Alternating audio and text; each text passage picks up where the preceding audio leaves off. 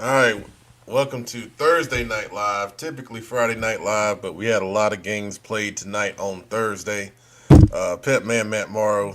I didn't really put out a notice, and I was gonna go live right now because I wasn't sure exactly when we were gonna go live. Getting home from Providence and trying to get things settled, and people texting me and calling with different things that happened tonight. Just a interesting night of football, man. I got a good amount of scores, and I'm still looking for some other scores. So, as usual on Thursday Night Live, this is your show. Let me post the link if you want to come on. 'Cause I already know one person told me he was coming on, so let me post the link so he can get on here.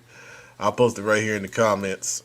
If you want to join, I'll also jump on the not Facebook, on Twitter, and post the link if you want to join.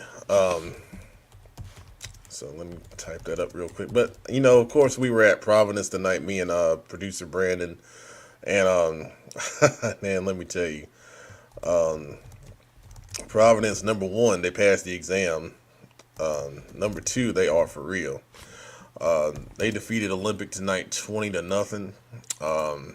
And I mean, there were times where you weren't sure, how Olympic was going to move the ball.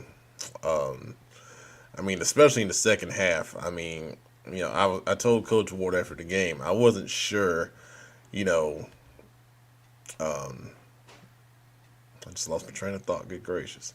I wasn't sure, how many first downs Olympic had in the second half. I mean, because it was just a dominant performance, on that side of football. Miss Smoot. Now, Olympics defense did play well. They did play well. I think they did a good job of holding Providence to field goals where that game really could have got out of hand. Down in the red zone. I thought they played well there. Um, of course, I think towards the end of the game, especially second half, you being on the field for so long, you just get worn down. And Providence was able to punch that last touchdown run in by Nathan Hajuk. But overall, it wasn't a bad performance by the Olympic defense at all. But I'll tell you, Providence on defense was swarming. Olympic got down in the red zone, I think, one time, and the young man number 11, I didn't look him up on the roster, but he had a really key interception to stop that Olympic drive down in the red zone, and I think that play really kind of flipped the game because from there, Providence was able to methodically, work their offense. And let me share the stats I got from Coach Ward uh, real quick. So offensively, Providence, they're a run first team. Jamar Price, number one, they're running back, 24 carries for 116 yards. Holland Stallings had 86 yards passing, but he had some key conversions on third down. Um, so Olympic rushed for 74 yards, 2.5 yards a carry. It says Olympic passed for -1 yard total because there were some sacks in there by the Providence defensive line. Four completions on seven attempts, 63 total yards of offense for Olympic, and then Providence had 237 total yards. And then, the touchdown catch, and this highlight is on our Twitter at Petman704 from Coach Ward right here. Anthony Tando had the TD catch that came from Holland Stallings. That was a big play because it made it a two-score game going into halftime. And you kind of felt like, that game was really tense, a defensive battle, low scoring. That touchdown, when you made it two scores, you kind of felt like there was a little bit of breathing room for Providence, and they kind of methodically took a 10-0 lead, 13-0, and then the last one to make it 20-0. So really impressive, man, really impressive. They got a chance to win the conference championship outright now against RGKL next week on the road. And we talked about that playoff scenario that could set up in the SOMEX 7. And, the first part of that scenario has come true with Providence defeating Olympic. Now, if RGKL beats Providence next week, you have that three-way tie scenario. that could show up, and you have to draw for whoever wins the conference championship, and then the second seed, and then the wild card. That would presumably come out of the conference. So, huge game. A lot of huge games next week, man. But let's talk about this week. All right. So we got. Oh, thank you, Zoe, for Zoe. I hope I said that right. West Meck over Harding, 46-14. Man, Billups is gonna roast me next week. He's gonna roast me so bad. I tell you. That's okay. That's okay. Oh, this Hunter Huss 47, Stuart Kramer 7. Wow. That Hunter Huss, that's a big win because Stuart Kramer was throwing the ball on everybody, and that's big time. Congratulations, Coach Thompson. Nice victory right there. Let's see. Jeremy Parker can't stay all night. Just came to say in his high school Big Eye football. Oh well, I'm not gonna put that other one up there now. Now come on, Jeremy. Come on, Jeremy. If you're on Facebook, you see what Jeremy said, but I can't put that on there. I love those guys over there, man. Now I know Rocky River beat them 24-22. That's a heck of a game. We said that was gonna be a really good game tonight. But we'll dig into that a little later. But right now I got my buddy that said he was gonna come on, so I ain't gonna make him wait no longer. All right, Jeff. I'm just gonna let you talk. You know what? I don't ever do this, but I'm gonna let you talk. I'm gonna put you on solo. Hey, what you got to say, man? Hey, just what a win. So proud of Coach Ward and that entire team and what they've done and what they've accomplished. And tonight was a statement game. Tonight was a game where if you didn't know who Providence football was, you're going to know now. That defense, I will put them up against anybody in the city. I'll put them up against anybody in the state. 19 points given up in 6 games, 3 shutouts. The offense coming together, the front line got it done tonight, giving Jamar Price, who I still think's one of the best, and then we can get Nathan Hyjuk in there also running the ball. So they're building something special. And the cool part about it is, every week these kids get more and more behind that mantra of on the bus. And that coaching staff, they just got these kids believing, and it's something cool to watch. It's the first time they've been undefeated since 2003, being 6-0, and that's the last time they won the conference. So we'll go next week to Audrey Kell and try to get the job done, man. But just so proud of them and love what you guys do. And it was a fun night. Cold, windy, and but you know what? They played football, and that's what they had to do. Yeah, man. Yeah, I mean, it was totally impressive, and like you said, this is a segment we do on our weekly show called The Slime, and right now I want to slime this weather. I mean, what the heck, man? I mean, it was brutal. It was brutal. I mean, sitting in those stands, and that wind was just howling, and I'm like, it was 70 yesterday, but at least there were those rain, no thunderstorms, so we could play and get a little. Right. It felt like fall. It felt like football weather, but I could have lived without that. It was a little cold. Yeah, we need to get that warm next week. So anyway, agreed. But hey, next week, Audrey Kell. It's there. Everything's in front of us, and it's there, and it's a chance to do something we haven't done since 2003. And I don't doubt for a second Coach Ward and that special coaching staff will have them ready to go. Absolutely, man. Thanks for coming on, Jeff. Appreciate it. I'm good seeing you tonight too, man. Absolutely. Good seeing you. Keep doing what you do, man. Thanks, buddy. Appreciate it, man. You got it. All right, man. We'll see you. Okay. All right. That's our guy, Jeff Taylor, man. Good dude. Comes on here every week, gives his opinions on Providence football and on the bus. And I said it. I told Coach Ward. I said, I told him in text not too long. I said that bus is filled with premium gas, and it's loaded up, man, and it's impressive. They were impressive, man. They were really impressive, especially that defense. That was really impressive. All right. A couple other comments. Let's see. Markel Riley, 35-14 Huff over Creek, as I predicted.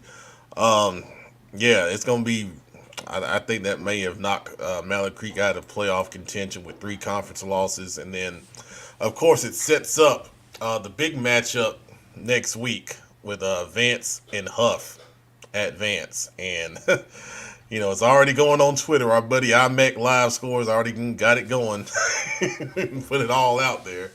And the one thing I'll tell everyone, from a media standpoint, me and Brandon got to that game early last year, and there's some, these two teams are confident.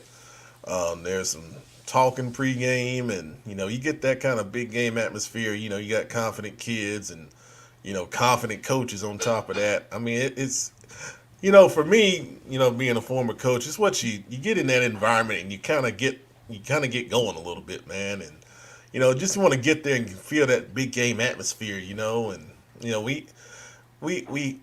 it's just it's really what we need, man. It's what the city needs. Everybody's been wanting to see it. These two teams, played really well tonight, and it's going to be something that's exciting. So get there early. I guarantee you we're going to be there. We may all just come. I don't know. There's a lot of big games next week. Let's see. I didn't even get my shirt, man. I gotta get. I think we might have to do a trade because Coach Ward wanted some CFI stuff. So I got some. So I got to get some CFI stuff. We'll do a trade with some CFI equipment and some 704 on the bus equipment, and we'll be good on that. But I'm working. We'll get it. We'll get it. So Kyle, let's go Mooresville, 46-0 over West Charlotte. Yep. That was damn impressive for Mooresville. I mean, there were some struggles going on, but obviously they figured something out, on both sides of the ball, and that was good stuff, man. That was good. Congratulations to those guys and Coach Nixon. A lot of good kids on that team. I'm glad. I think it was their senior night, also. So. Good way for those seniors to win their last home game. That's what it's all about, man. You want to leave with good memories on the field. All right, a couple other scores. Myers Park over Porter Ridge, 16-7. Porter Ridge led that game 7-3 early, and once again, this was similar for. It seems like this game was similar to the Myers Park Hickory Ridge game a couple weeks back, and our Justin Adams was there. He did an interview with the Myers Park quarterback, Lucas Lenoff. That is on his Twitter. I retweeted that, so you can go to our Twitter and check that out. But he hooked up once again with his California connection, Kamarion Man Thornton, on a big play in that game. So, Myers Park still undefeated and still rolling.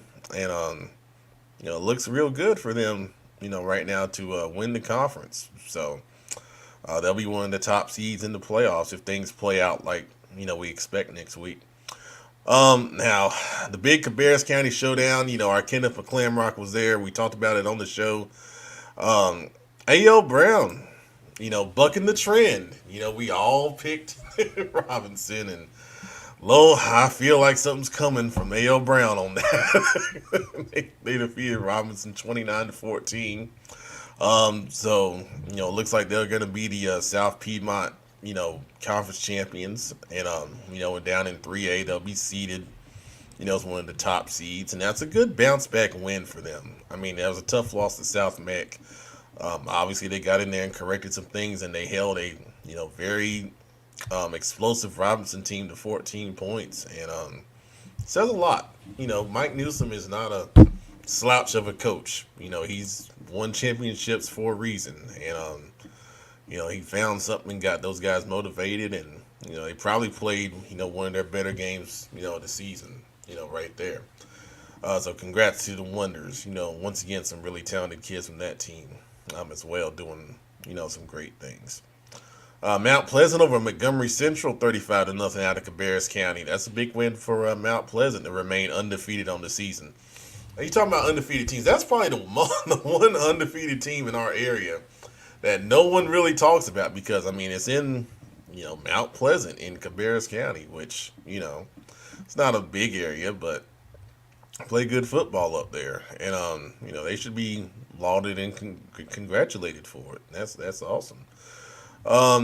West Cabarrus over Central Cabarrus, 11-8. That's not a score you see a lot. Apparently, that game was 8-0, and then it went to overtime, tied at 8, and then West Cabarrus got a field goal to go up 11-8, and then the defense held Central Cabarrus out from points at the end. So great win for West Cabarrus. They went 3-3 in the conference, and they got a non-conference game against Olympic next week, and that's a you know.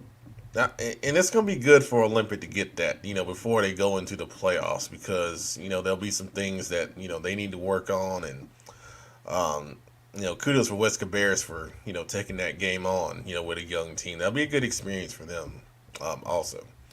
All right, over in Gaston County, we had Ashbrook over North Gaston 33-20. Um, you know, Congrats to Ashbrook. That's their third win on the season under Coach Darius James, doing an awesome job, getting that program up and running again.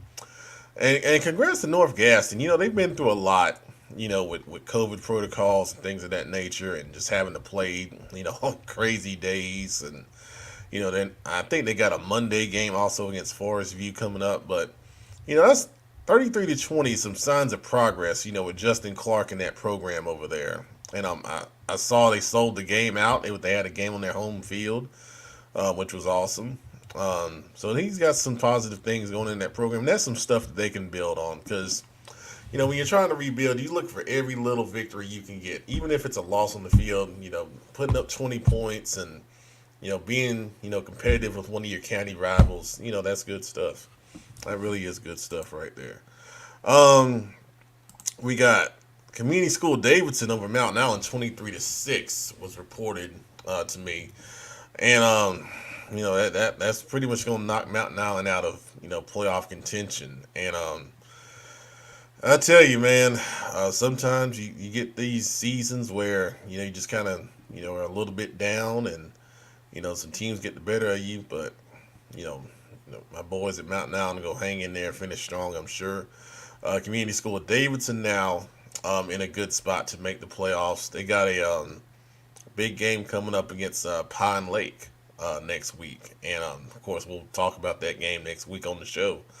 Our buddy Coach Trotter and those guys, undefeated on the season.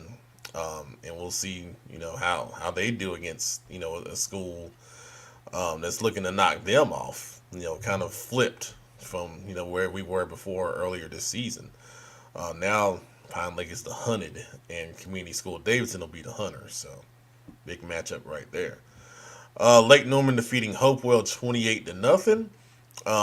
Lake Norman still pushing for a possible wild card spot out of the IMEC. Those two conference losses, will be a bit of a weight down, but they're two of the best teams in the state, and I hope, if they take care of business next week, I hope they're able to, find a way to get in there because they're a good football team, and you want good football teams in the playoffs, without technicalities, So anyway, so we talked about Huff 35-14 over Mallard Creek. South Meck over Berry 35-7. Now I'm gonna get to some of those comments on the side right there here in just a second, so I get through these scores that I have.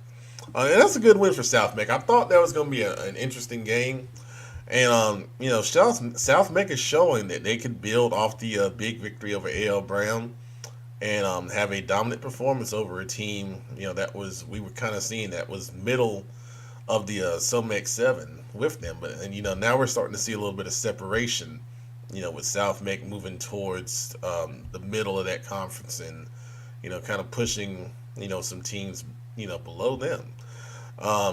Hickory Ridge over East Meck 56-0. So obviously they shook off that Butler game last week and came back with a strong performance against an East Meck team that is struggling a little bit, but you got to have those games where you kind of work on things and get back in the rhythm, and it looks like Hickory Ridge did that. And we talk about wild card teams, that's going to be one interesting one to watch because you think if Hickory Ridge can somehow get a wild card out of the Southwestern, and then they're going to go small if they get in, small 4A, I should say. And, they'd be a dangerous low seed in the small 4A, if they were able to get into the playoffs. But, we'll see on that. Because once again, we're talking about two conference losses, coming from a wild card spot. So, It really just depends on the numbers, man. That's what it comes down to. Great game between Rocky River and Independence, and we said it was going to be, a good game because we felt like both of those teams were on the same level. Rocky River defeated Independence 24-22, and that's a good win for Coach Gray. It's a good win for that program over there. I believe I don't know their exact. I think it's their third win of the season. I may be wrong, but I think it's their third win, and that's good.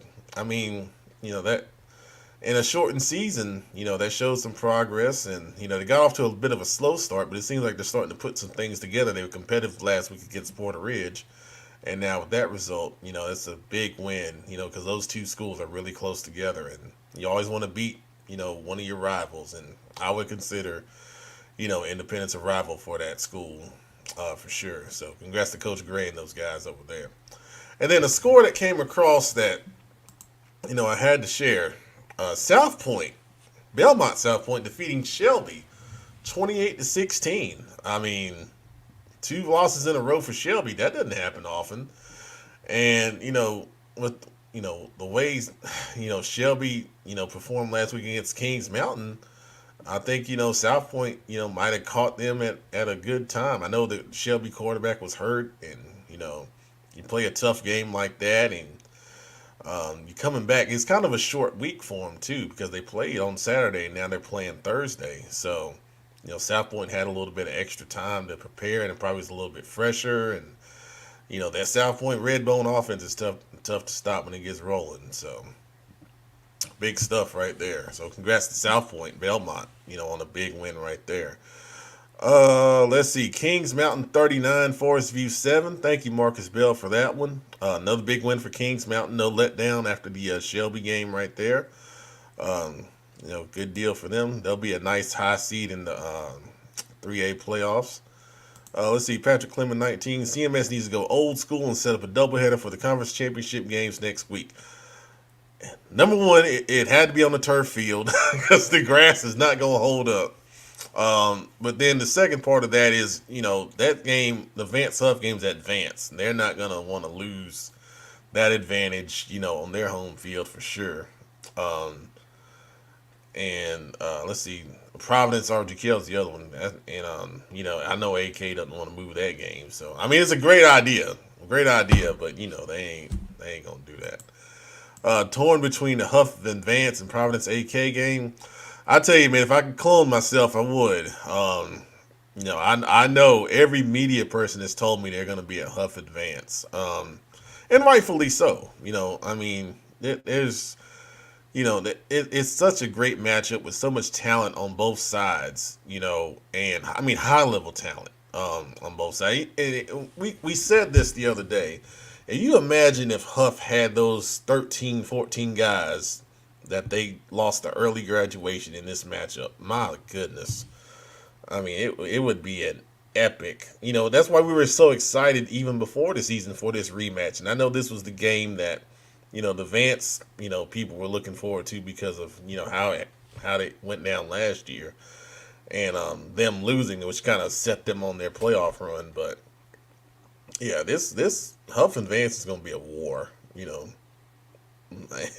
Providence AK is going to be a war because both of those teams, can get Providence can win their conference outright, and then AK can, get a share of it and possibly even win it in a draw. So, both of those teams have a lot to play for. Absolutely right there. Let's see what else we got here. Yep, we talked. Yep. Hey, 30, now was it 30? I thought 35-7. I thought that's what I saw on that score right there. But yeah, either way, that was a good win for South Make to back up what they did against A.L. Brown. Let's see. Hey, Damien. Yeah. Hey, yeah, I saw you guys were up 7-3, and Damien's a Porter Ridge fan with his son on the team. But I saw they were up 7-3, and we felt like, they were going to be competitive, and they were, But, yeah, it was tough. Myers Park's got a really strong defensive line or front seven in general. And their defense plays complementary defense. The D-line gets pressure, and then the secondary feeds off of that. Run game, D-line resets the line of scrimmage in the backfield most of the time. Linebackers flow well and they tackle well in space. It's a really, really good defense at Myers Park, and I don't think they're getting a lot of accolades for how well they get to the football. And I tell you, that is a big difference from what Myers Park was even a year ago. Last year they won. When the offense was putting up big numbers with Drake and all those guys. Now you see that defense. They're able to win. Tough games when the offense is not necessarily clicking all the time, and that's different. And that's a credit to Coach Harmon and his staff over there. They've changed, how Myers Park plays football. I mean, it's tough, hard nosed, um, defensive led football. And that's the kind of stuff that travels. And that's the stuff that wins in the playoffs. I mean, we've seen it with Vance, obviously. And, some of our other, teams here in Charlotte that go and do well in the playoffs. It's defense that leads the way. Hey, Joe Hughes, what's up, man? Let me know where you were tonight, man. See if you got any thoughts you can throw on here.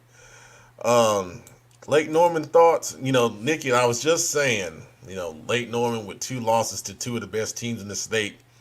Um, I know the wild card process can, we talked about it last night on the show. It can get a little tricky. You got to be a little lucky with the numbers, but if there was any team that was deserving of a wild card spot, I think it's Lake Norman. Because they played in tough conference. They played well. They're competitive against two of the best teams in the state that are playing next week. Um, Good football team. They deserve to be in the playoffs. Plain and simple. Let's see. Damien went blank in the second half. Two turnovers. Oh, that's tough. That's tough to overcome, man. Giving them short fields and not being able to pull it off in the second half. But that's okay. We'll see where the Porter Ridge is kind of like where Lake Norman is. Um, played some teams tough and they got a couple losses, but we'll see how it shakes out, man. The West Mick guys are excited tonight. I guess y'all watched the show because we definitely talked about West Mick and Harding a little bit on the show, and Coach Billups got on me, but that's okay. Um, that's all good. Let's see. Mr. Moss, Takai will be able to handle anything they have. Well, obviously, South Mex defense played well. 35-7 victory over Berry, as we were just talking about right there. So congratulations to those guys once again. All right, Chris 37 Burns 14 from Joe sets up an undefeated matchup between um, I miss that was supposed to be Crest and Kings Mountain next week. That's a big win for Crest. I mean, Burns, has been playing, pretty, good football, and for Crest to kind of, walk the dog with him a little bit right there. That's gonna be a big game. I mean, that's a lot of big games next week, man. I mean, I hope you get out and you're able to get to a game and support these kids and these coaches. This is the last week of the regular season. Um, we only, and I hate it's only 7 games, but I mean it's better than nothing. Everyone has been working so hard to put this stuff together.